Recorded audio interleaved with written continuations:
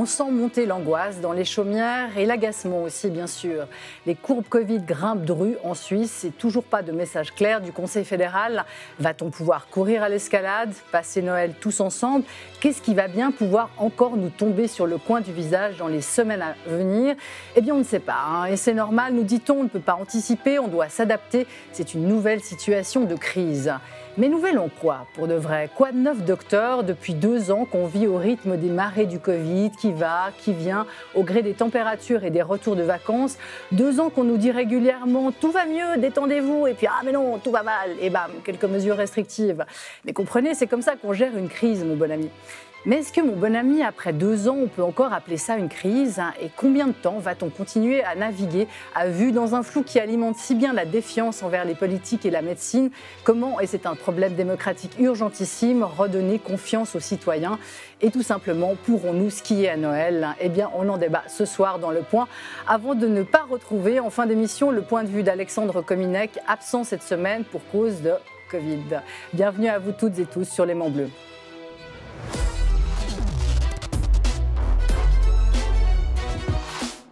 Et bienvenue à nos invités autour de cette table ce soir. Bonsoir Samia Hurst. Bonsoir. Vous êtes professeure à la faculté de médecine de Genève et bioéthicienne. Vous êtes surtout vice-présidente de la Task Force suisse pour le Covid, celle qui depuis 2 ans murmure à l'oreille du Conseil fédéral sa politique sanitaire, qu'il suit ou pas. Alors aujourd'hui, pas de nouvelles restrictions sur le plan fédéral alors que la Suisse est dans une situation plus que limite. Ça vous satisfait, Samia Hurst? J'aimerais préciser que je suis vice-présidente de la Task Force scientifique Covid-19, donc qui est l'instance qui décrit les données scientifiques pour que les décideurs puissent les avoir à disposition lorsqu'ils décident. Ce sont des décisions difficiles qui doivent tenir compte d'arbitrage. Nous, notre tâche, c'est de dire ce qui est, pas ce qui devrait être. Ça sera le cœur du débat. Entre autres, Philippe Val, bonsoir. Bonsoir Laetitia. Philippe, notre super débatteur ici chaque semaine, ancien directeur de Charlie Hebdo et de France Inter. Vous venez, vous, Philippe, d'un pays, la France, où les gouvernants n'ont jamais eu la main qui tremble en matière de Covid. La France, bien mieux vaccinée que la Suisse et où de nouvelles mesures viennent pourtant d'être adoptées, au contraire de la Suisse. 3e dose élargie à tous et progressivement inclus dans le pass sanitaire. Validité des tests PCR réduits à 24 heures. De manière générale, Philippe, vous adhérez à cette fermeté qu'on a souvent perçue comme liberticide, vu d'ici? Bien sûr. Là, en France, je dois dire que la crise n'a été pas si mal que ça administrée. Quand on voit les résultats aujourd'hui, alors bien sûr, le gouvernement fait l'objet de critiques effarantes, parce que en réalité, ce qui se passe, c'est comme un peu chez vous, hélas, c'est que le virus est politisé. Le virus, pour les uns, il est de droite, pour les autres, il est de gauche, donc on doit critiquer la façon dont on le gère, ce qui est juste aberrant. Et je pense que nos gouvernants en France ont fait preuve de pas mal de sagesse, même s'ils se sont trompés. Mais c'est normal, sans doute, de se tromper devant un virus qui surprend tout le monde et dont on ne connaît pas le comportement à long terme. Donc, après tout, on ne s'est pas si mal débrouillé que ça. Enfin, je dis on, j'ai aucun mérite, mais je trouve que ça, on a eu de la chance de ne pas avoir Donald Trump comme président. Voilà. Nous, on a comme président Mauro Poggia, bonsoir. Tout petit, oui, bonsoir. À Genève. Chef de la santé et de la sécurité à Genève, vous êtes devenu pour beaucoup ces derniers mois Monsieur Mesure anti-Covid. Pas toujours sympa, les mesures diront certains. Mais là, pédale douce, vous venez de réintroduire à Genève toujours le masque obligatoire dans les lieux clos. Ça reste très très léger par rapport à nos voisins européens justement. Pourquoi une telle retenue aujourd'hui, Mauro Poggia? Bon, c'est compliqué. La Suisse, on vient de parler de la France, mais la Suisse est un pays confédéral avec une confédération qui dit aux cantons et aux individus « prenez vos responsabilités », avec évidemment le risque que l'on a connu déjà ces derniers mois, d'avoir des disparités de mesures et donc une incompréhension. Quand les politiques ne sont pas alignés, évidemment, le doute s'installe dans les failles qui sont créées entre les mesures des uns et des autres. Donc, Genève a pris des mesures qui se justifient dans le domaine de la prévention, et comme toujours, c'est le paradoxe de la prévention, quand on prend des mesures, c'est avant que le risque soit déjà réalisé, et donc certains considèrent que c'est trop tôt pour faire quoi que ce soit. Si on ne le fait pas ensuite, ils diront les mêmes que c'était trop tard pour intervenir, mais c'est vrai qu'aujourd'hui, nous montons gentiment en puissance sans perdre de vue l'objectif qui a toujours été le nôtre, d'éviter une surcharge hospitalière. Oui. Donc le but, ce n'est pas que le virus ne circule pas, parce qu'on sait qu'il va circuler. La question, c'est de savoir à quelle vitesse il va circuler selon le type de variant et comment on va lui ouvrir les routes pour qu'il circule en fonction du pourcentage de personnes vaccinées ou guéries. Donc aujourd'hui, certains diront que ce n'est pas assez, d'autres trop. Si personne n'est d'accord, c'est peut-être que la mesure est à la nuance qu'il faudrait. Alors, on va y revenir un peu plus en détail une fois que tous nos invités seront présentés. Et je passe à vous, Bertrand Kieffer. Bonsoir. Bonsoir. Vous dirigez la Revue médicale suisse. Vous êtes aussi médecin, éthicien et théologien. Votre avis sur l'absence de décision du Conseil fédéral dans la situation qu'on vit aujourd'hui ? Alors, c'est vrai qu'on aurait bien aimé qu'il décide quelque chose, mais ce qui me frappe le plus, moi, c'est que, comme vous l'avez dit, il ne s'agit plus d'une crise, il s'agit d'un enchaînement de crises, d'une espèce de crise, la notion même de crise. Et ça se prolonge, les gens étaient partis pour un sprint, et puis finalement c'est un marathon dont on ne connaît pas la ligne d'arrivée, qui n'existe peut-être bien pas. Et donc, il est peut-être temps de revenir à des réflexions plus démocratiques. En plus, la Suisse est un pays très démocratique, qui est connu partout, dont on attend des choses dans ce domaine. Et comment faire maintenant pour penser une façon de mettre des décisions davantage dans les mains de la population, ce qui la poussera aussi à réfléchir davantage. Moi, ce qui me frappe, là je viens d'un colloque sur la souffrance, c'est à quel point la souffrance, la maladie, la mort, alors l'hôpital, c'est un peu le critère, on ne doit pas faire tomber le système de santé, mais la souffrance est hors de notre champ de vision, dans l'angle mort de la société. Et c'est de ça qui est en jeu quand même. Hein. On ne fait pas ça. Enfin, on parle beaucoup de liberté, mais il faut aussi parler de souffrance. C'est presque un terme tabou. Mais disons, ce qui me frappe, enfin, ce qui m'intéresserait, c'est qu'on ait une vraie réflexion. Maintenant, d'abord, une réflexion sur comment faire, parce que je n'ai pas une baguette magique, je ne sais pas, mais pour davantage maintenant mettre la démocratie à contribution dans les différentes décisions. Ça tombe bien, c'est le thème de notre débat aujourd'hui. Et enfin, Manfred Bühler, bonsoir. Bonsoir, Madame Millian. Merci d'avoir fait le trajet de Berne pour nous rejoindre. Ancien conseiller national, président de l'UDC bernoise, justement, votre parti est le seul parti national à s'être ouvertement opposé aux mesures restrictives et au pass sanitaire en particulier. Alors vous êtes satisfait, au contraire, j'imagine qu'on ne nous confine pas tous, comme en Autriche, pourtant un gouvernement d'extrême droite aussi, Pardon, l'UDC n'est pas un parti d'extrême droite et le gouvernement autrichien n'est pas non plus d'extrême droite. Ceci étant dit, effectivement, l'UDC est critique depuis un certain temps sur certains aspects de la gestion de cette crise, qui n'en est plus une, puisqu'au fond, on est maintenant dans une sorte d'état permanent dans lequel il faut apprendre à vivre avec ce virus qui évolue au gré des saisons, au gré des retours de vacances, vous l'avez dit, en fonction de différents facteurs. Et je crois qu'un certain nombre de mesures ne sont plus du tout adapté à la situation actuelle. Je prends le certificat sanitaire qui s'est généralisé le 13 septembre. Au moment où ça a été décidé, déjà depuis 2 à 3 semaines, la courbe des infections descendait de manière claire. Elle a continué de descendre exactement de la même manière pendant 3-4 semaines après l'introduction, la généralisation du certificat sanitaire. Ensuite, on a eu un plateau et c'est la remontée dans laquelle on est actuellement. Donc on voit que cette courbe évolue totalement indépendamment de cette mesure, qui est donc, à mon avis, pas du tout en corrélation avec l'évolution de l'épidémie. Et de ce point de vue-là, je pense que c'est une mesure chicanière et j'espère qu'on va s'éloigner de ce genre de mesures pour revenir à des choses qui sont beaucoup plus frappées, je dirais, au coin du bon sens. Et c'est ça que nous prônons à l'UDC. Quel type de mesures frappées au coin du bon sens, justement? Je dirais que pour gérer quelque chose qui, aujourd'hui, va rester avec nous un certain temps, je crois que c'est clair que ce virus ne va pas nous quitter soudainement au printemps ou à l'été prochain.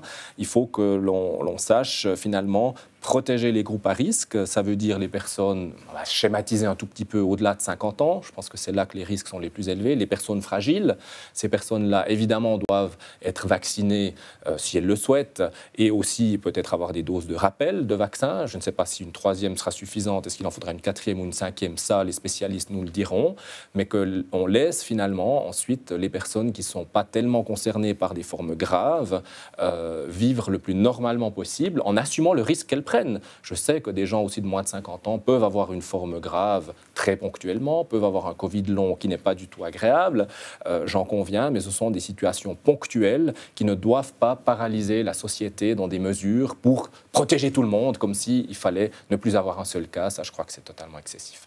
Mais alors justement, pour rester dans la situation très ponctuelle maintenant, dans laquelle on se trouve, on nous annonce un programme à l'autrichienne. On dit dans 2-3 semaines, on va être dans la même situation que l'Autriche, et néanmoins, on n'adopte pas, même pas de consignes au niveau fédéral. Est-ce que vous pouvez nous garantir, Samir Hurst, qu'à Noël, justement, on pourra fêter tous ensemble, sans problème, qu'on va maintenir tout le programme de ski comme il était prévu? Alors, quelques rappels peut-être sur la situation actuelle, effectivement, même si on enregistre quelques jours avant le passage, et ça peut changer d'ici à ce que cette émission on précise passe. que l'émission est enregistrée avant la votation dimanche, et donc on ne connaît pas non plus le résultat de la votation dimanche. Mais c'est aussi l'évolution de l'épidémie qui peut être surprenante d'ici là. Donc, ce qu'on sait à l'heure actuelle, c'est que les cas sont en train d'augmenter et les hospitalisations aussi, avec exactement le même délai qu'on a vu lors des vagues précédentes. Et on sait qu'il reste, ça c'est des calculs par groupe d'âge dont je vous passe le détail, mais on sait qu'il reste un potentiel de entre 20 et 30 000 hospitalisations avant qu'on arrive à un stade où il n'y a plus assez de personnes susceptibles, donc des personnes ni vaccinées ni guéries, pour mettre à mal le système de santé. Actuellement, le danger principal que les mesures actuellement en vigueur cherchent à prévenir, ce n'est pas le dernier cas. C'est la surcharge du système de santé. Quand on dit ça, ça sonne un peu abstrait et technique. En fait, ce qu'on veut dire, c'est qu'il pourrait y avoir tellement de gens dans les hôpitaux que quand on y va, parce qu'on a un problème de santé, on ne peut pas être pris en charge correctement. C'est de ça qu'on parle. On parle de souffrance, effectivement, exactement comme tu le disais tout à l'heure. Tout à fait. Mais alors pourquoi n'agit-on pas tout de suite? Et alors, à ce moment-là, on sait que ça, à un moment donné, ce potentiel-là va être épuisé. Et même si le virus va continuer de circuler effectivement, il n'y aura plus un danger collectif, il n'y aura plus un risque pour le système de santé. C'est là que les pandémies prennent fin, du moins chez nous, parce que ce ne sera pas encore fini dans le monde, mais chez nous, à un moment donné, ça prend fin lorsqu'il n'y a plus ce danger collectif et que ça devient en effet, à ce moment-là, un enjeu individuel. Parce qu'à ce moment-là, si le risque persiste, chacun peut effectivement décider combien se protéger. Alors actuellement, on sait que les mesures actuelles, qui sont doubles, il y a d'abord le taux d'immunité de la population, qui est loin d'être nul et qui freine en partie. Puis d'autre part, la limitation du risque lors de rassemblement par le certificat Covid. On voit que la pente, elle est moindre que ce qu'elle aurait pu être sans. Donc mais ça tous augmente. Les spécialistes maintenant nous disent le programme, c'est l'Autriche dans 3 semaines. Peu ou prou. Alors, épidémiologiquement, oui, on a 3-4 semaines, en 3 et 5 semaines. Pourquoi est-ce qu'on n'agit pas pour protéger les fêtes aujourd'hui? On est en train d'agir collectivement. La question, c'est... Alors, parce qu'on a le certificat, parce qu'il y a la vaccination. Il y a 2 semaines, on avait aussi le certificat et ça n'a pas freiné la remontée des cas. Exactement. Alors, c'est clair qu'il y a des moyens qui pourraient être entrepris si on voulait freiner davantage aujourd'hui et qui sont discutés, qui ont été listés, qui ont été décrits, également dans le cadre de la task force scientifique, mais qui ont été discutés dans les cantons, qui ont été discutés au niveau de la Confédération et certains sont même dans des mains individuelles. Par exemple, à l'heure actuelle, si on va dans un événement où il faut montrer son certificat, la plupart des gens circulent ensuite librement à l'intérieur. C'est sans doute prudent de mettre le masque actuellement, étant donné que le nombre de cas augmente et qu'on sait que dans les 3 modalités, vacciné, guéri et testé, c'est un bouton de volume, le risque, qui est diminué par le certificat, mais il n'est pas éteint. Donc c'est possible, il y a moins de risque d'être contagieux si on est vacciné, mais c'est possible. Il y a moins de risque d'être contagieux si on est guéri, mais c'est possible. Il y a moins de risque d'être contagieux si on est testé négatif, mais c'est possible. Et donc surtout si on est testé négatif et qu'on entre susceptible dans un tel événement, c'est mieux pour nous que tout le monde porte le masque, en fait, parce que le masque, il me protège moi, mais il protège, en fait, surtout les autres. Et on ne peut pas l'utiliser. Mais est-ce que ça va être suffisant? Alors, je comprends bien votre embarras, et d'ailleurs, ce n'est pas vous qui prenez les décisions politiques, donc je vais m'adresser à M. Mauro Poggia. Est-ce qu'aujourd'hui, en l'état, les mesures que l'on prend nous garantissent qu'on pourra fêter des Noël dans des conditions acceptables? Écoutez, je voudrais pouvoir vous répondre avec certitude. Personne ne le sait.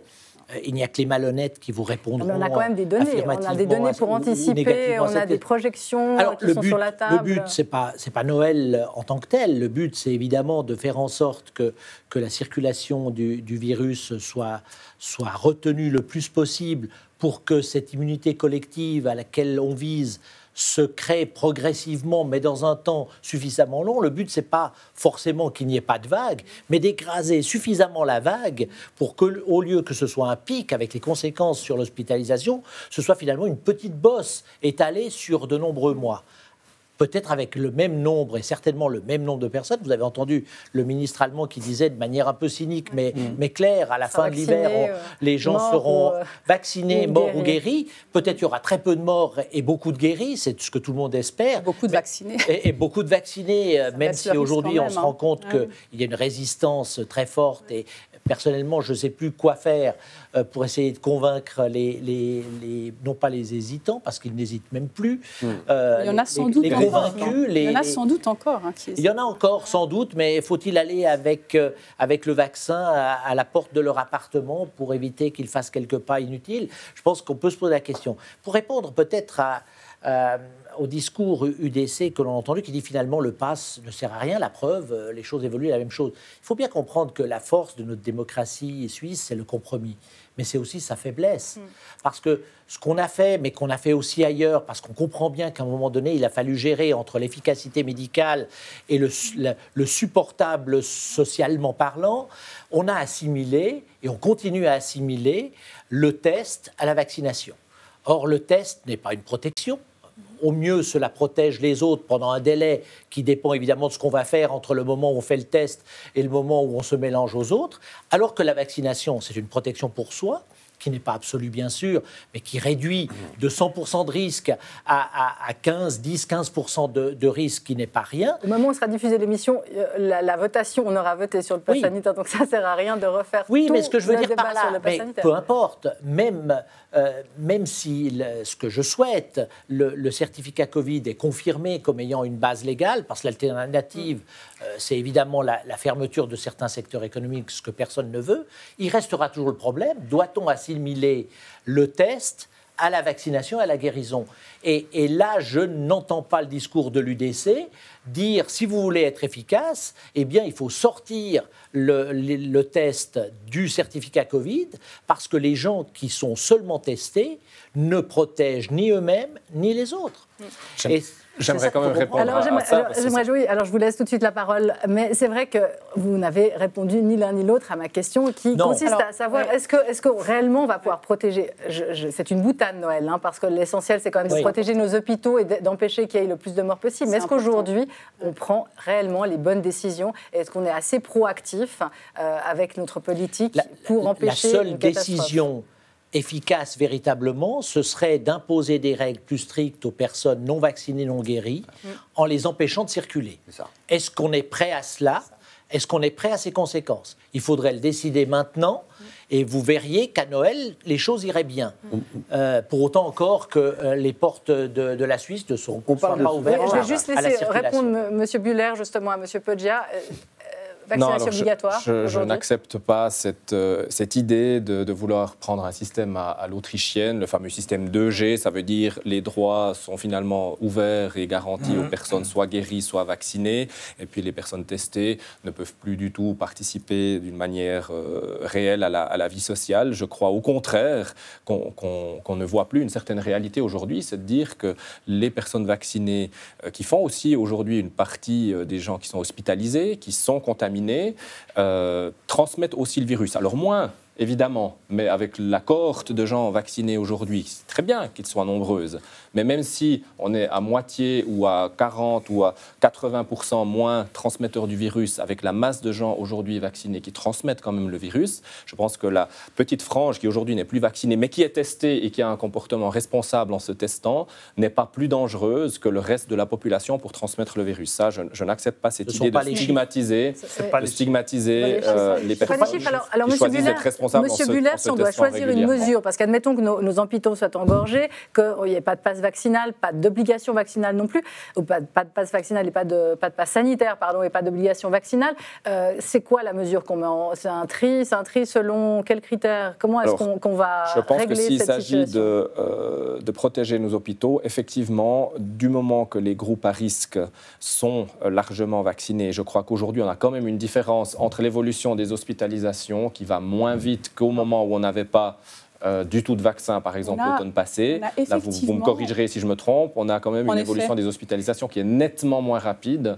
Et donc, je n'ai pas une crainte aujourd'hui, vue d'aujourd'hui, d'une surcharge hospitalière qui nous tombera dessus et qui nous obligerait à prendre des mesures excessives. Je pense que les gestes barrières, globalement, et puis un certain nombre d'exigences, par exemple, être testé systématiquement pour les grandes manifestations. On a une évolution des cas et des hospitalisations qui non seulement est un peu plus lente que l'automne passé au même stade de la vague, c'est tout à fait juste, mais qui est aussi beaucoup plus lente que ce à quoi on s'attendrait, parce qu'après tout, on a eu 2 mutants différents depuis la vague de l'automne dernier, et chaque fois, il y a eu un saut dans la contagiosité et donc dans la rapidité potentielle de la vague. Ça veut dire que le taux d'immunité de la population nous protège en partie, et ça veut dire que le pass sanitaire, le certificat Covid, comme on l'appelle en Suisse, nous protège en partie également, que les mesures qu'on a mises en place, que le degré avec lequel tout le monde les emploie, protège aussi en partie. Le problème, c'est qu'on a toujours cette pente ascendante dans les hospitalisations aussi, il y a un potentiel de surcharge qui est bel et bien là. Et donc la question, elle est légitime au fond. Est-ce que ça va suffire de garder les choses telles qu'elles sont aujourd'hui pour éviter qu'il y ait une surcharge dans les hôpitaux? Et c'est important de savoir qu'il y a différentes options pour des choses supplémentaires qu'on pourrait faire. Certaines options sont dans des mains politiques, en effet. Et ça, vous faites partie des débats sur pour ou contre ces différentes mesures. Certaines mesures sont aussi dans des mains individuelles. Et un des pièges dans lesquels il ne faut pas tomber dans une situation où on a après tout un problème de santé publique, c'est le piège de ça doit être l'un ou l'autre. Ce n'est pas vrai que ça doit être l'un ou l'autre. On aimerait bien que ce soit les deux, en fait. On aimerait bien qu'il y ait à la fois des mesures collectives et aussi des mesures individuelles. Peut-être c'est quelque chose dont on pourra reparler, parce qu'un des enjeux pour Noël, c'est au fond, qu'est-ce qu'on peut faire soi-même pour avoir des fêtes aussi bonnes que possible. Mais on a vu justement, Bertrand Kiffer, quand on demande aux Suisses de faire par eux-mêmes, en principe, ça ne fonctionne pas très bien, comme la vaccination. Quand on laisse la liberté justement de se responsabiliser, en général, c'est un énorme enjeu que les gens jouent le jeu. Et ça, c'est vrai. Et comment faire pour les motiver à jouer le jeu?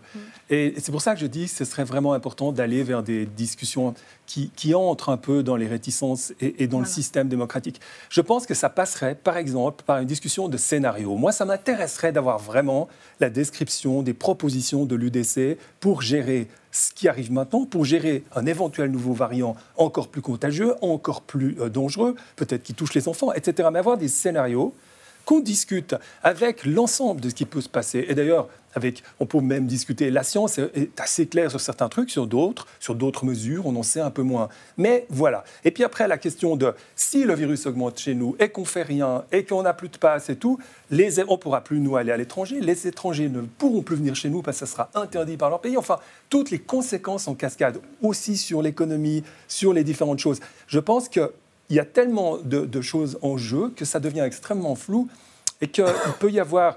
Et puis chez les gens aussi, là, il y a une espèce de sentiment d'incompréhension par rapport à tout ce qui se passe et de défiance aussi. Je pense qu'il y a une grande vexation narcissique collective par rapport à ce qu'on vivait encore en 2019, une espèce de puissance, toute puissance de la médecine, de la science. On allait tamer le pion, la maladie, on pensait au transhumanisme et tout. Ce qui est quand même le cas. Oui, mais on a un virus de 15 gènes ou 16 gènes qui arrivent. On a fait un vaccin. Oui, d'accord. Et oui, c'est vrai, c'est quand même pas rien du tout ce vaccin. Mais c'est pour dire, je pense que poser des scénarios et en faire une vraie discussion démocratique, moi j'aimerais beaucoup que l'UDC nous fasse un scénario, mais un scénario puisque eux nous disent toujours « Ah mais voilà ce qui s'est passé, vous n'aviez pas prévu ». On leur dit « Bon ok, vous faites votre scénario et on regarde maintenant. Et pour vous, si on change ce paramètre, par exemple le nouveau variant, vous êtes à ce moment-là pour vacciner, si ça touche les enfants, vous êtes pour vacciner les enfants ou bien ça sera non, etc. » Moi je pense que ça, c'est une façon de faire qui pourrait vraiment être intéressante. C'est vrai, Manfred Bühler, ça, un scénario auquel l'UDC participerait plutôt que d'être toujours dans le non, nous on n'est pas d'accord. Je pense que les propositions qui ont été faites par l'UDC ont été nombreuses. On a notamment demandé de longue date de prévoir des moyens suffisants pour le système médical, le système hospitalier, et pas de se cantonner finalement à ce qu'on a aujourd'hui et de dire la limite elle est là et il n'y a rien de plus. Quelque part, je pense qu'investir des moyens dans la capacité des hôpitaux, dans une formation, évidemment, on ne peut pas claquer des doigts en une semaine, des budgets claquer en une semaine des doigts et avoir 10 000 anesthésistes qui sont capables de gérer des cas graves. Mais je pense qu'en une année et demie de crise, avec une vision en se disant, bon, il se peut qu'il y ait une vague hivernale qui arrive de nouveau dans 6 mois, on se met en position d'avoir 200, 300, 500 lits de plus pour gérer les cas graves en investissant les moyens là-dedans, plutôt que de se dire on va fermer des pans de l'économie, on va mettre en place des restrictions qui coûtent des milliards. C'est pas que des lits, c'est des soignants autour des lits. Mais bien sûr, c'est pour ça que je dis que ça doit aussi porter sur une formation du personnel. Ils n'en peuvent plus. Et c'est extrêmement dur pour eux de voir ces gens qui souffrent, qui sont ventilés et tout, et de se dire oui, on a augmenté les capacités parce que comme on ne veut pas agir comme société, bon, on en a beaucoup plus dans les soins intensifs.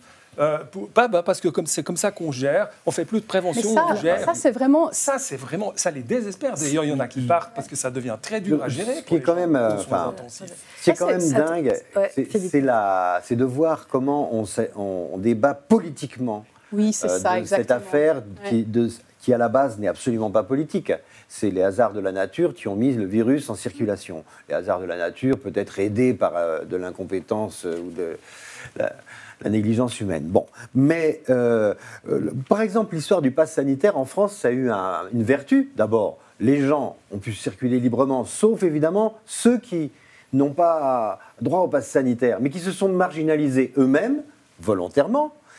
Et quand ils disent mais ça m'enlève des libertés, en même temps, c'est ce qu'ils veulent, parce que être contre le vaccin et contre le pass sanitaire, c'est une revendication identitaire. C'est identitaire. Donc plus on est marginalisé, parce qu'on n'a pas de passe sanitaire et pas de vaccin, plus la jouissance narcissique d'avoir une identité reconnue et contestatrice éclate. Et or, il faut voir que si le virus continue à circuler si vite et donc potentiellement à muter, c'est parce qu'il y a toujours une frange qui ne veut pas se faire vacciner ou qui est résistante au vaccin ou qui n'a pas accès au vaccin dans les pays pauvres. Ou qui est dans les pays pauvres qui n'a pas accès au vaccin, exactement. Mais chez nous, en général, ils ont accès au vaccin. Gratuit, on va jusqu'à frapper chez les gens pour dire vous voulez bien vous faire vacciner. Bon. C'est cette frange-là. On parlait tout à l'heure de consensus, vous parliez tout à l'heure de consensus politique. On a besoin d'un consensus politique pour arriver à se mettre d'accord. Mais là, ce n'est pas un consensus politique, c'est un consensus sanitaire. Quelle est la mesure la plus efficace qu'on peut éprouver avec une marge d'erreur possible? Et une fois qu'on l'a trouvée, il se trouve encore des extrêmes politiques pour dire « Ah ben on n'est pas d'accord au nom des libertés ». Au nom des libertés de 20% de personnes qui ne veulent pas se faire vacciner. Un peu plus, peut-être. Oui, ou 30%. 30, bon. Oui, mais en tous les cas, contre tout réalisme en quelque sorte. C'est un refus du réel. Et bizarrement, cette espèce de refus de l'autorité, de se faire vacciner de façon autoritaire, ça vient de partis plutôt autoritaires, qui revendiquent en quelque sorte que l'on exerce une autorité. Donc il y a une espèce de paradoxe. J'aimerais dire ça va être le cœur effectivement de notre deuxième débat, cette crise de légitimité et de comment on la répare. On fait d'abord une courte pause et on revient après la publicité.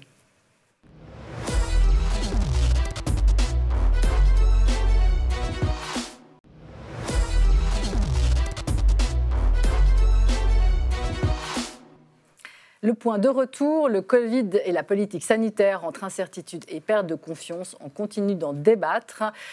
Samia Hurst, justement, crise de légitimité des autorités et même des médecins par rapport à cette crise sanitaire. Alors, en médecine, qu'est-ce que ça vous inspire ? En médecine, on connaît très bien le phénomène quand on annonce quelque chose qui est quand même une grosse tuile. Personne ne voulait cette pandémie.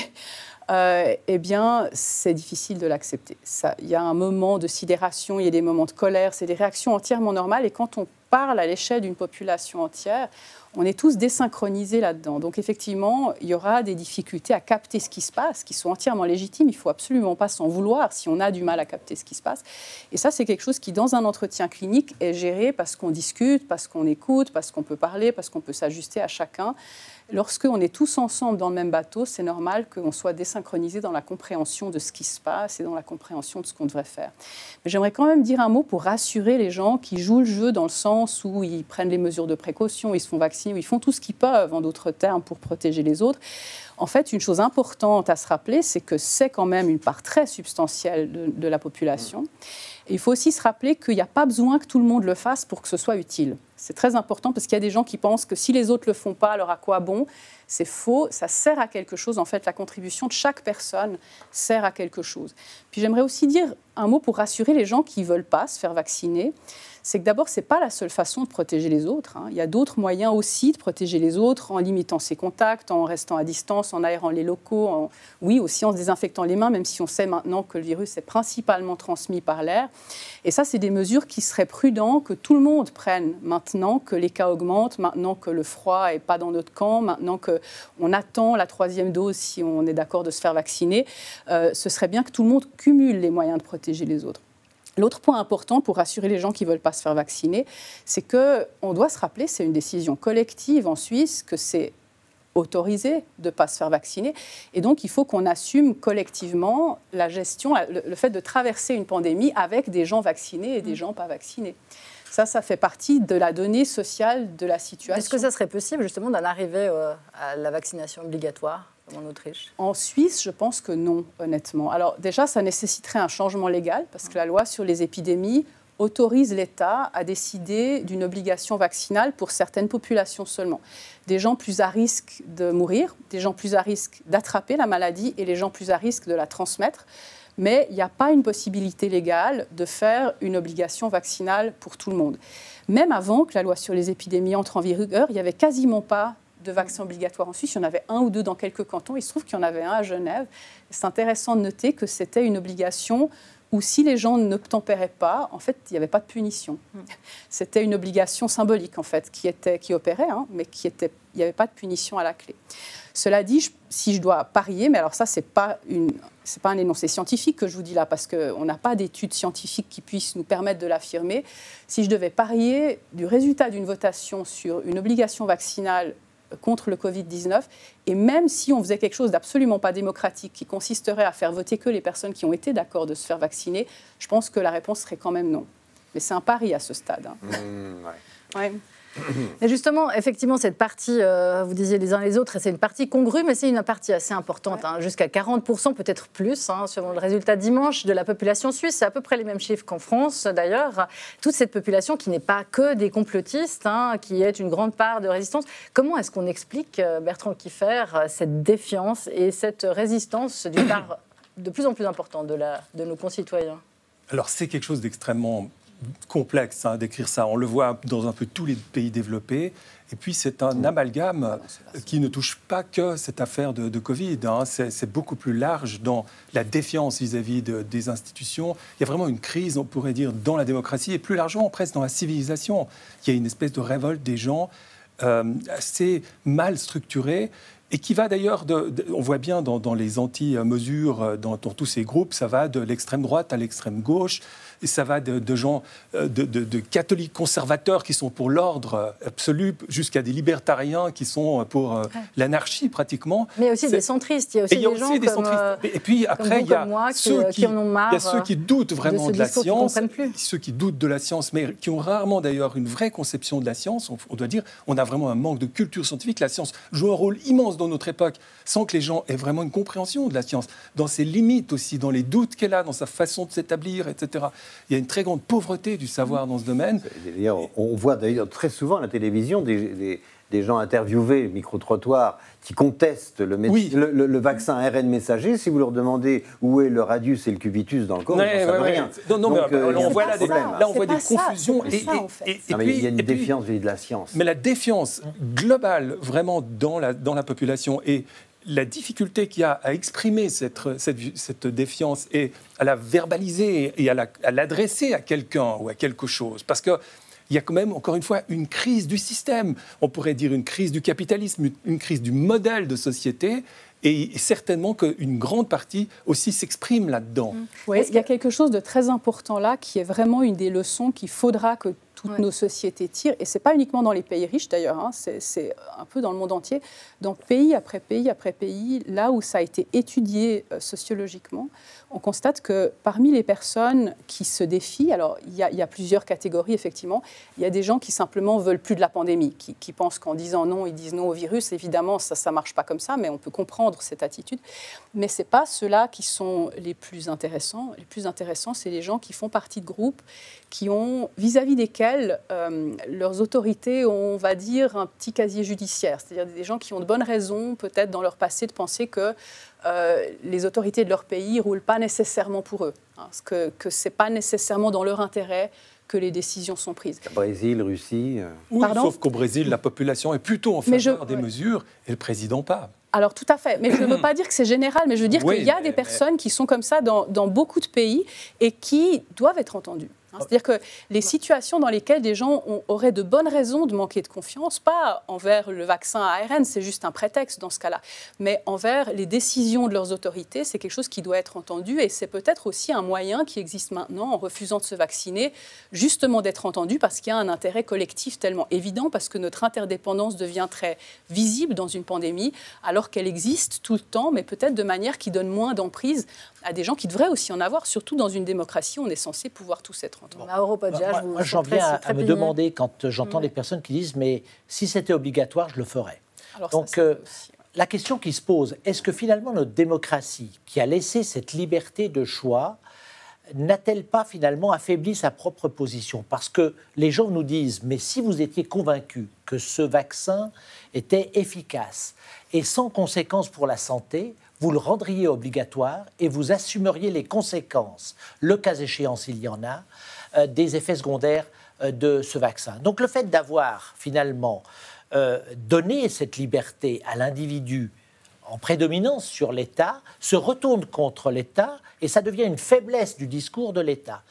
Et générateur de stress, parce que je suis convaincu que le fait d'avoir fait peser sur les épaules des gens ce choix pour des gens qui n'ont pas toujours les compétences, dont je fais partie aussi. C'est vrai qu'à force d'entendre des médecins autour de moi, j'ai appris, mais c'est vrai que nous ne sommes pas outillés tous de la même façon pour se dire à un moment donné, est-ce que ce vaccin qui est découvert pendant une pandémie est bon pour moi? Si l'État nous dit oui, il est bon, j'assume les conséquences, ça peut décharger aussi. Une recommandation. En l'occurrence, assumer les conséquences, ça serait dire quoi? Maintenant, vaccin obligatoire? Peut-être que si on rendait une loi en disant, eh bien, l'État, même si c'est un choix individuel auquel nous tenons et que nous confirmons, eh bien, l'État assume toutes les conséquences sanitaires et économiques d'une personne qui devrait subir les effets secondaires du vaccin, est-ce que cela n'amènerait pas certains à se dire, voilà un État responsable qui à la fois nous donne la possibilité d'exprimer notre liberté, mais qui assume aussi les conséquences d'une recommandation qu'il donne à l'ensemble. Mais vous allez le défendre, ça? Attendez, pas quelque chose qui est finir Mauro Poggia, vous allez le défendre, ça, justement, vaccin obligatoire? Écoutez, c'est difficile parce que ça doit se faire au niveau fédéral, mais je pense, pour l'instant, personne n'a vu cette faille-là. Et je pense qu'on se rend compte aujourd'hui, et je m'en rends compte avec cette semaine de la vaccination qu'on a prolongée à Genève, que finalement, je ne sais plus quoi dire, parce que le discours moralisateur, les gens en ont marre pour parler français. Ils ne le suivent pas. J'entends, puis les gens disent... Mais l'argument principal que vous avez dans votre faveur, c'est que 5 milliards de personnes à peu près ont été vaccinées sur la planète sans accident. C'est pour ça qu'on devrait pouvoir assumer légalement ce risque. Mais est-ce qu'on n'arrive pas à faire une recommandation ferme et une prise de responsabilité, même sans obligation? Oui, je pense que les deux choses la recommandation ferme, elle est déjà faite. Vous gardez la liberté de choix, mais si vous choisissez, il y a un problème. La chose qu'on perd de vue dans cette... Moi, je suis prêt à discuter de tout politiquement, sauf que l'État, c'est pas juste l'État. L'État, c'est nous. L'État, c'est le peuple en Suisse. Et donc, si on veut instaurer un régime d'obligation vaccinale, que ce soit pour le Covid ou pour quelque autre maladie que ce soit, à mon avis, ça doit être une décision populaire. Et à ce moment-là, il faut un débat adulte, un débat comme on sait les mener en Suisse avec une population qui a l'habitude de voter, y compris sur des sujets très complexes. Mais je n'ai pas parlé d'obligation vaccinale. Est-ce que demain, l'UDC, au Parlement fédéral, serait prêt à voter un article de la loi Covid qui dit toute personne qui a choisi de se faire vacciner a la garantie de l'État que tous les effets secondaires potentiels de cette vaccination, pour autant que le lien de causalité soit établi, seront pris en charge par la collectivité. Ça, vous pouvez le décider. Ce genre d'article, évidemment, me paraît relativement logique. Il entrerait dans une, finalement, manière d'avoir un discours clair du point de vue politique. On est presque en train d'avoir une majorité. Parce que l'État n'a pas eu précisément, et ça, on peut le comprendre dans une situation de crise, une communication claire, une communication cohérente et des décisions claires et cohérentes. Et c'est ce qui explique aussi une partie de cette crise de confiance confiance, où on voit rétrospectivement les gens dire « Ah non, mais on nous a dit ça, l'histoire des masques, etc. » au départ. Donc moi, j'aurais préféré qu'on soit honnête et transparent dès le départ, que le pouvoir politique me dise en avril 2020 « Désolé, nous n'avons pas de masques pour l'instant, faites-en vous-même, ils vont arriver dans un mois. » Mais de nous dire que les masques ne servent à rien alors qu'on savait très bien qu'ils servent à quelque chose, mais juste parce qu'on avait ce genre de choses, l'idée que nous avons ont miné la confiance des gens dans le discours. on ne peut pas laisser faire croire aux gens qu'on a adapté notre discours parce qu'on n'avait pas de masques. Mais vous avez vu, on a un truc de 15 gènes. Et franchement, il est malin parce qu'il arrive à nous mettre tous les uns contre les autres. Et c'est de ça qui profite aussi. Et là, ça reste très intelligent. Non, il n'est pas intelligent, littéralement. Mais les virus se transmettent mieux quand ils trouvent un terrain favorable. Et c'est clair que nos divisions font aussi un terrain favorable. Mais nos divisions, elles ont une cause. Elles ont une cause. C'est qu'on a eu, on dit, une crise de l'autorité, etc. Bon, ok. Mais depuis la Seconde Guerre mondiale, il y a un mouvement philosophique aussi qui remet en question la civilisation technologique et qui instille dans nos cultures non seulement une méfiance vis-à-vis de la science, mais une hostilité vis-à-vis de la science liée en plus à une inculture scientifique massive. Et vous avez un problème structurel presque en Suisse parce que c'est vrai que l'État se confond avec le peuple, puisque vous avez ce système de votation et cette confédération. Oui, bien sûr, mais enfin bon. Mais on oublie une chose, c'est que nul n'est censé comprendre des choses extrêmement compliquées qui ne sont pas de son propre domaine. On a besoin de l'autorité des experts qui n'est pas une autorité de schlag, une autorité de censure, mais on a besoin de cette autorité des experts pour se déterminer. Or, cette autorité des experts, on a tendance à la contester, à ricaner, à s'en foutre, même si on est ignorant en tout, en disant « mais j'ai le droit de penser que 2 et 2 font 5, c'est ma liberté ». Mais non, 2 et 2 ne font pas 5. Et là, dans cette histoire de Covid, on entend des discours qui sont quand même très proches de 2 et 2 font 5. Donc, vous avez raison, je suis d'accord avec vous, ça serait sans doute une avancée pour redonner confiance, de dire on est responsable des conséquences de la vaccination. Et ça coûterait certainement moins que tout l'argent que l'on met pour essayer de faire vacciner les gens qui n'en veulent pas. Vous avez raison. Mais on devrait commencer à réfléchir profondément et de façon urgente sur la défiance que l'on a vis-à-vis de la science. Qu'on ait une défiance vis-à-vis des applications, ok, mais la science... Oui, mais une des difficultés, c'est celle-là. C'est-à-dire, c'est de distinguer la science, et par exemple la science médicale, quand elle s'adresse à nous, de par exemple la technologie. Or, c'est vrai qu'il y a de l'industrie dans la technologie avec des gros intérêts qui nous manipulent. Oui, il y a d'ailleurs même... Oui, bien sûr. On n'est pas que des victimes dans la vie. Non, mais du côté, par exemple, je prends simplement les téléphones portables, big data, enfin, etc. Si vous n'en voulez pas, vous abonnez pas votre abonnement. C'est pas ça, mais il faut garder l'esprit critique vraiment bien à vif. Oui, bien et c'est pas la science. Et c'est justement ça, c'est bien ça. C'est là la distinction. La science, c'est encore autre chose. Et surtout, cette science, lorsqu'elle s'adresse aux humains, la santé publique et tout, c'est quand même encore... Donc, il y a plusieurs difficultés et on peut aussi comprendre les gens. Mais au fond... Je voulais juste venir encore sur une chose. Quant aux errements, c'est vrai que peut-être on n'a pas assez reconnu nos erreurs, nous, les scientifiques. J'allais y venir, oui, c'est vrai. On a fait des erreurs et ça fait partie... Enfin, M. Kiefer, pardon. Ce qu'on entend effectivement beaucoup, c'est exactement ce qu'a dit M. Buller. C'est une hésitation, des incohérences. Je le disais en introduction. C'est vrai qu'on nous dit, le Conseil fédéral nous disait il y a encore 10 jours, moi je suis très serein. Et là, bam, c'est la catastrophe. Cette façon de gérer la crise par à-coup, en état d'urgence depuis 2 ans, ça éveille énormément de suspicions dans la population. Cela dit, que tout le monde regarde dans son camp. C'est-à-dire, moi je connais bien des membres de l'UDC très influents qui étaient des grands fervents de la chloroquine, du professeur Raoult, qui n'en parle plus maintenant, pour qui c'était la solution. Et c'était un crime contre l'humanité parce qu'on ne l'utilisait pas. Et donc, voilà, que chacun aille visiter aussi ses propres Ça n'a jamais été la politique du parti, en tout cas. Oui, que des individus aient eu des idées bizarres, ça, il y en a partout. Comme l'UDC n'est pas contre la vaccination en tant que parti, quelques individus sont peut-être critiques. Je crois qu'il faut aussi distinguer ce genre de choses. C'est un enjeu culturel. Comment on fait quand on apprend quelque chose de nouveau? Parce que dans une crise comme celle-là, on le sait, et dans la communauté scientifique, on l'a annoncé. On va apprendre à mesure. Il y aura des choses qui vont changer parce qu'on va apprendre à mesure. Et les différentes cultures, les différents pays, les différentes régions en Suisse n'ont pas la même manière de gérer ce qui se passe quand on apprend quelque chose de nouveau. Est-ce qu'on dit « Ah, on s'est trompé, on était coupable » Est-ce qu'on dit « Ah non, c'est génial, maintenant on en sait plus qu'avant » Et la culture de l'erreur, qu'est-ce qui se passe? Et même la culture de l'apprentissage, c'est quelque chose qui change profondément d'un environnement social à un autre environnement social. Les pays qui arrivent à mieux gérer le fait qu'il y a des erreurs forcément dans une crise, le fait que quand on apprend, ça veut dire qu'avant on savait moins bien et que maintenant on sait mieux. Tout le monde en a l'expérience. Il faut aussi que celui qui nous écoute comprenne que la reconnaissance de l'erreur, c'est pas une faiblesse, c'est au contraire une force. La science avance en corrigeant ses erreurs.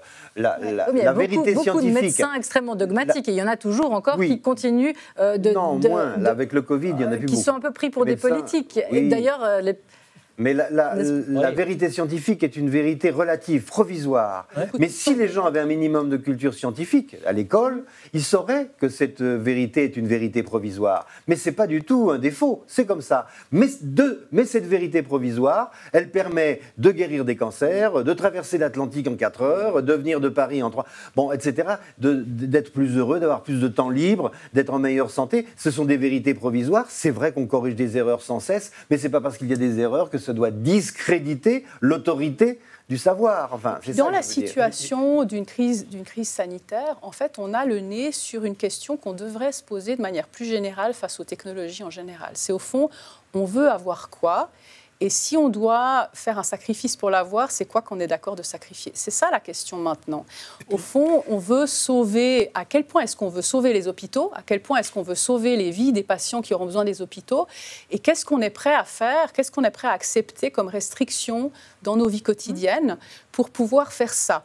On a une valeur, un but, quelque chose qu'on veut faire, mais ça nous coûte quelque chose. Comment est-ce qu'on va peser ça ? Et là, c'est normal qu'on ne soit pas tous d'accord entre nous. Ce qui ne va pas, c'est de nier le fait que la pesée de valeur est là. C'est de dire, c'est comme si ça n'existait pas. Mais en même temps, moi, ce qui me frappe, c'est les normes irrationnelles qu'il y a dans tout ça.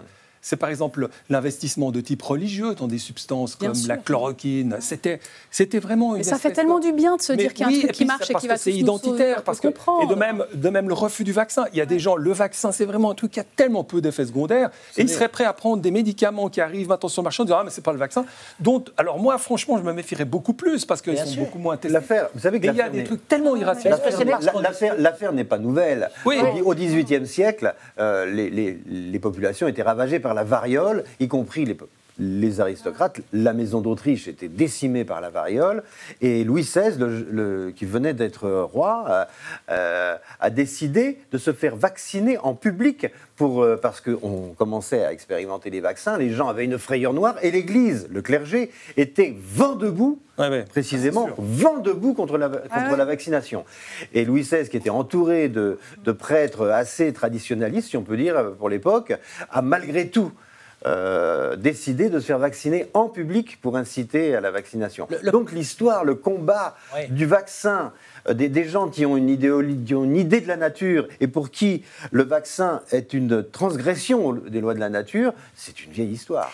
Alors bien sûr, il y a toute cette frange de la population, effectivement, comme vous venez de le dire, qui sont probablement des irréductibles, mais il y a toute une frange aussi qui commence à sacrément contester le fait que les politiques, justement, on ne comprend pas leur discours, on ne comprend pas leur attentisme, on ne comprend pas leurs à-coups, les médecins pareil. Cette crise de légitimité, aujourd'hui, comment on la restaure ? C'est bien, autour de la table, on est tous dans des situations, dans des fonctions qui sont attaquées précisément par la population sur la légitimité. Mais justement, alors peut-être pour prendre d'abord les médecins qui aujourd'hui ont un vrai problème de confiance avec la population. Ils ont été beaucoup malmenés, comme les politiques aussi. Mais comment est-ce qu'on restaure ça aujourd'hui dans cette crise Covid ? Et d'ailleurs, qui va durer combien de temps ? Parce que vu qu'on va peut-être s'installer là-dedans... Je ne sais pas si la confiance en médecine, elle a été un peu écornée, mais elle reste élevée quand même. La plupart des gens, même quand ils se défient de la médecine, ils ont confiance en leur médecin. Et puis, la confiance, c'est important de savoir que ça repose sur des attentes. Et on mérite la confiance de quelqu'un si on peut remplir les attentes qu'il a envers nous de manière compétente, honnête et fiable. Et si, lorsqu'on ne peut pas remplir les attentes, on le dit. Parce qu'il y a aussi des attentes irréalistes. Quand j'exerçais la médecine au quotidien, j'avais régulièrement des patients, on est tous dans le même cas de figure, qui venaient vers moi avec un espoir implicite que je les rende immortels. Puis évidemment, je ne peux pas accepter cette confiance parce que je ne la mérite plus si je l'accepte. Je vais forcément la trahir. Et donc, il faut être explicite sur ce qu'on sait faire et ce qu'on ne sait pas faire. Et ce qu'on sait faire, il faut s'arranger pour le faire de manière compétente, honnête et fiable. Et le montrer. Le problème, c'est que dans une pandémie, il y a des attentes qui sont démesurées. Et si on n'est pas clair sur ce qu'on sait faire et ce qu'on ne sait pas faire, forcément, cette confiance-là va être trahie, mais c'est par défaut de l'avoir détrompée. On doit aussi avoir l'humilité de dire ça, on ne sait pas faire. Et ça, par contre, on sait. Donc, vous pouvez nous faire confiance pour celui-là, mais pas pour celui-là. Ouais. Bertrand Kieffer. Et pour moi, comme je le disais au début, ce qui me semble vraiment essentiel, c'est de témoigner au nom de ceux qu'on ne voit pas, c'est-à-dire les malades graves, même les Covid longs qui vraiment pétouillent. Et puis les gens qui ont d'autres maladies. Les gens qui ont d'autres maladies, et si le système s'effondre ou même dysfonctionne, qui vont être mis de côté. Ça a déjà en partie été le cas à la première vague, en partie seulement, mais de montrer ce que c'est ça. Parce que sinon, nous, et je me mets aussi dedans, on est là, on tourne en rond autour de la liberté, mais oui, mais la liberté, tout. Oui. Regardez mais les pays où on a vu les morts, et ils n'ont pas hésité à se faire vacciner. Chez nous, on a une telle pudeur, une telle décence, la mort, la souffrance et tout, et même la réalité des soins intensifs tellement cachée. Je trouve qu'un des devoirs du médecin, c'est de témoigner de ça, de le mettre sur la table en disant, écoutez, ok, vos trucs là, mais ça, là, mais ça, comment on organise ça? Si on augmente le nombre de soins intensifs... Comment est-ce qu'on organise ça? Parce que vous disiez aussi en introduction, justement, on est dans une crise qui s'éternise. Est-ce qu'on peut d'ailleurs encore appeler ça une crise? Oui, mais... Et comment est-ce qu'on associe les gens et on restaure cette... Oui, non, mais c'est sûr. Peut-être qu'en floutant les visages, il faudrait filmer les gens en réa. Et montrer ça à la télé. Alors, on les filme déjà beaucoup. Non, mais moi, j'ai pas de solution. Mais c'est déjà... De chaque fois que le médecin se présente, pas seulement comme un technicien ou un scientifique, mais aussi quelqu'un qui parle de ça, qui dit « Ok, oui, mais ça, c'est... » Encore une fois, on peut augmenter le nombre de lits de soins intensifs et puis se dire comme ça, bon, on n'a plus besoin de faire attention, mais ça veut dire qu'on a augmenté une masse une masse de grande souffrance et que ça va pas. Et que d'ailleurs, les gens qui sont là, si on le fait, vont plus supporter, sont déjà eux-mêmes en crise, parce que ça, c'est pas du tout de la tarte de s'occuper de ça. Et de ça, on ne témoigne pas assez. Est-ce que... Moi, je suis assez choqué de voir que des gens qui refusent la vaccination et qui ont le malheur d'attraper, malgré tout, la maladie, qui passent par des moments terribles, ne sont pas prêts à venir dire « Eh bien, ne faites pas comme moi. Protégez-vous. » Il y a énormément de témoignages dans les médias de gens qui regrettaient de ne pas avoir été vaccinés. Mais quand on regarde le nombre de personnes qui passent aux soins intensifs, qui sont quasiment toutes des personnes non vaccinées, on voit qu'il y a un tel ego de se dire qu'on m'oublie parce que j'ai eu tort, mais je ne veux surtout pas le reconnaître. Donc c'est lourd, mais... Mais pour les politiques, comment est-ce que justement, maintenant, vous avez dit, il faudrait être peut-être plus clair, on y gagnerait tous. Je pense qu'effectivement, il faut que les gens soient convaincus que la collectivité assume ses responsabilités, qu'on n'est pas en train de se décharger sur l'individu, puis si ça va mal, écoutez, vous avez quand même décidé librement de vous vacciner, on ne vous avait pas obligé. Les gens ont cette impression-là, que finalement on leur dit, c'est votre choix et ce seront les conséquences que vous devrez assumer seuls. Qu'on le dise, parce que c'est déjà une réalité, il faut bien savoir que s'il y a un effet secondaire, même s'ils sont infimes par rapport aux effets secondaires du virus, eh bien la société est là, parce qu'il y a les frais médicaux qui sont intégralement pris en charge, il y a toute l'aide au niveau de la perte de gain, comme si une personne était victime d'une maladie. Donc, on ne va pas dire à la personne, vous avez décidé de vous faire vacciner, vous êtes responsable des conséquences. Maintenant, comment faire? Et c'est vrai qu'on est dans un paradoxe, parce que la vaccination, c'est une mesure préventive. Les mesures préventives impliquent l'adhésion de la population. Et d'un autre côté, on met des mesures préventives pendant une crise. Ce qui est quand même exceptionnel. Généralement, on se prépare à des crises futures, les gens se vaccinent, on ne va pas leur courir après parce que le virus n'est pas en train de courir dans nos rues. Mais là, on est dans une crise. Donc, il y a aussi une attente de décision forte de l'autorité pour maximiser les effets dans un minimum de temps. Or, en faisant de la prévention, on n'a pas le temps d'attendre la prévention. Comment concilier cette nécessité? Est-ce qu'on se prépare déjà à la suite de la crise? Combien de temps on estime que ça va durer, justement, cet état d'urgence? Combien de temps on va le perpétuer? Et surtout, comment on se prépare à y faire face, voire à d'autres pandémies? Ça, aujourd'hui, ça existe au niveau cantonal, parce que fédéral? personne ne veut faire le pas, et moi non plus, honnêtement, de dire, eh bien, écoutez, il y a une volonté vaccinale qui aujourd'hui est notre faiblesse, on l'impose, on met l'obligation vaccinale, ce qui veut dire qu'est-ce qu'on fait vis-à-vis de ceux qui n'acceptent pas cette obligation. On comprend bien que c'est la faiblesse aussi de notre démocratie, mais c'est d'un autre côté aussi sa force. Alors, de respecter il va falloir conclure, donc je laisse Philippe le mot de la fin. De la même façon que l'autorité, non pas l'exercice d'une censure une fois de plus, mais l'autorité du savoir est contestée, l'autorité politique l'est aussi vis-à-vis du journalisme. On est aussi contesté dans notre crédibilité. Mais les politiques en ont conscience. Et ils ont peur, et ils ont la trouille d'avoir un discours d'autorité, justement. Et c'est le serpent qui se mord la queue. Parce que dans nos démocraties, on a perdu la confiance les uns dans les autres. Or, on perd beaucoup plus de temps à être méfiants les uns avec les autres qu'à être confiants. Si on était plus confiants, on gagnerait énormément de temps. Évidemment. Et c'est une culture, la confiance. Ça n'est pas simplement quelque chose qu'on ressent instinctivement. C'est une étude de la réalité. En étudiant la réalité telle qu'elle est, on se rend compte qu'on a avantage à faire confiance. On perd du temps à se méfier tout le temps. Avoir avantage à faire confiance, ça sera le mot de la fin, ça serait une belle conclusion si seulement elle était appliquée. Et donc là, on va devoir se quitter. Le point sur la crise Covid, entre incertitude et perte de confiance de la population, c'est fini. L'émission du moins, pas le problème, on l'aura compris. Et il n'y aura pas de point ces 2 prochaines semaines en raison de la course et du cortège de l'escalade, à moins que ces manifestations ne soient annulées, pandémie oblige. De ne pas pouvoir prévoir, c'est aussi notre lot. Donc je vous donne rendez-vous le 19 décembre dans le meilleur des cas. Et en attendant, prenez soin de vous et bonne semaine. Bye bye.